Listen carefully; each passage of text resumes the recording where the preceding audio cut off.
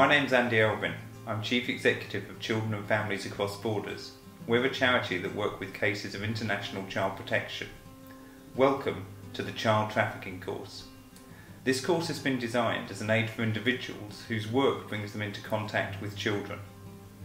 If you're engaged in supporting the public during the Olympics or in your day-to-day work, this short course will provide you with an understanding of child trafficking and an awareness of how to spot a trafficked child.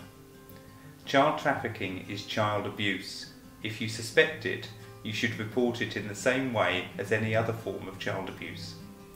Most people don't think about trafficked children. They are hidden, yet they walk our streets every day. The Olympics may lead to an increase in child trafficking, but child trafficking is happening every day of every week in the UK. We recognise that whatever role you are in, you're going to be very busy and there will be competing demands for your time. That's why this course has been designed in bite-sized chunks so you can access it on the go. The course will not add to your workload. You will, however, be better informed about this new form of child abuse, and that could make all the difference to a trafficked child.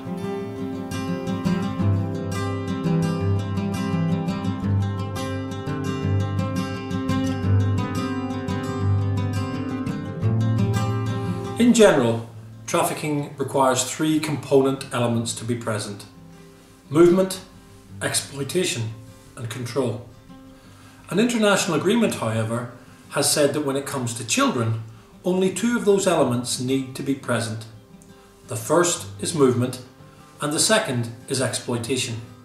So if you are dealing with a child where you believe they've been moved for the purpose of exploitation, then you may well have grounds to suspect that that child has been trafficked.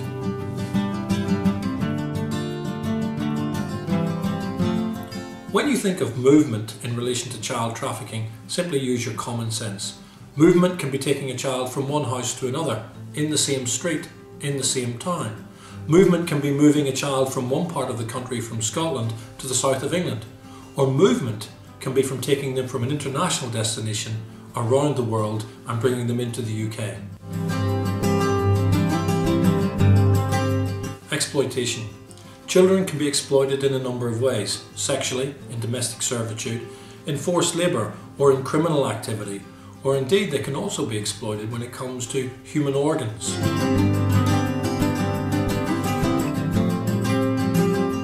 In child trafficking, control is simply an indicator, and we'll talk about it in greater depth later in the course. But for now, consider control in this way. People that traffic children threaten and intimidate them. They threaten to use violence against them and sometimes their family.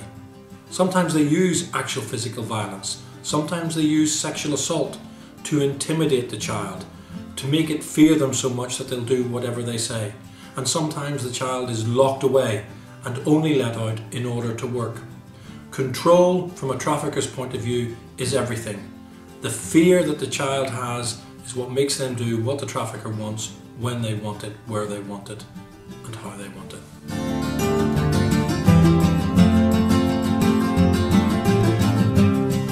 It's difficult and perhaps unhelpful to try and profile what a trafficked child might look like, where they might come from. But if we take a snapshot from the Child Exploitation Online Protection Centre's recent study, we can see over the period of a short few months that 202 children were known to have been trafficked.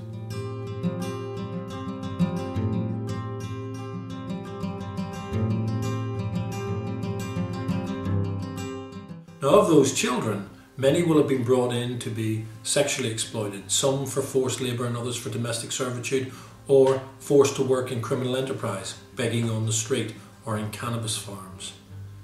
The reason it's difficult and perhaps unhelpful to profile in general is because in this study there are no Chinese children. A year earlier, the majority may in fact have been Chinese. So what do we know for sure? We know for sure that we don't have accurate figures. We know that the figures we do have are only the tip of the iceberg and that they're subject to change all of the time. And the other important issue to remember is this: it's not just children from Africa, from Asia, from Europe that are trafficked here. Children in our own country, children that grow up maybe a street from where you live, are sometimes subject to trafficking. So we need to be alive to that. You need to be alive to the issues.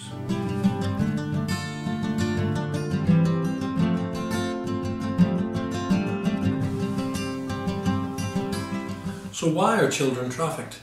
Some children have no parents. Others have parents who just don't care. And many live in circumstances, in environments that we simply cannot comprehend. Their parents sometimes become complicit in the trafficking because they think they're sending their child to a much better life. There's nearly always a financial motive and financial gain. Sometimes the parents will be paid and sometimes the parents will pay the trafficker. And in some cases, children will be placed in debt bondage to pay off the money that's apparently owed for taking them from one country to another, where they're ultimately exploited and treated as a slave by the trafficker until their debt is repaid. Traffickers recruit their victims in a number of ways. Some are kidnapped and abducted, but most children are seduced. They're deceived with false promises of a better life, of a good education, and of a legitimate job in another country where they can make money they couldn't dream of in their own town or village. Trafficker will use a variety of means and methods to control a child. Sometimes before the trafficking has begun, before they've moved them from one country to another, they'll be sexually and violently abused. That abuse will be a normalised way for them to be controlled by the trafficker. The trafficker may take the child's legitimate documents so they've got control over them. Or, in fact, they may create false documents that place the child even further under their control. Sometimes they'll create documents that suggest that they, the trafficker, are in fact a legitimate parent or guardian. But everything is designed to give them greater control over the child's movement during the trafficking process and once they're being exploited in situ in the new host country. But they'll reinforce all of the control in different ways. In some cases, depending on where the child's from and what the child's believe, they will even threaten them with fear of witchcraft or voodoo, where the child themselves believes that a spell has been cast upon them and that they must do what they're told. Control, and we've touched on it before in this course, is critical. It's the key. It's why children can't speak, and it's why some children won't speak. So how do children come to the UK? In much the same way as you would if you were on holiday, on foot or on planes, trains and automobiles. The main difference will be that they'll have sat beside someone or in the same plane as someone under whose control and influence they are, a person that they fear, or they'll have been stuffed into the back of a lorry as it's offloaded in one harbour and drives them to a city somewhere in the UK. There are indications over the last number of years that as traffickers realise that authorities are getting better at the big ports at identifying children who may be trafficked, that they're beginning to move their operation to the smaller regional airports. Now let's consider the impact of trafficking on health and welfare. All children who've been exploited will suffer some form of physical or mental harm. The longer the exploitation, the more significant that harm's likely to be. Children will suffer from a wide range of abuse, and it's important that you recognise what those abuses are. Physical abuse, emotional and psychological abuse, mental abuse, and of course, sexual exploitation and abuse. Each of these areas is covered in much greater detail in the audio components of this course, as well as the written parts. So take time to study those areas in greater depth.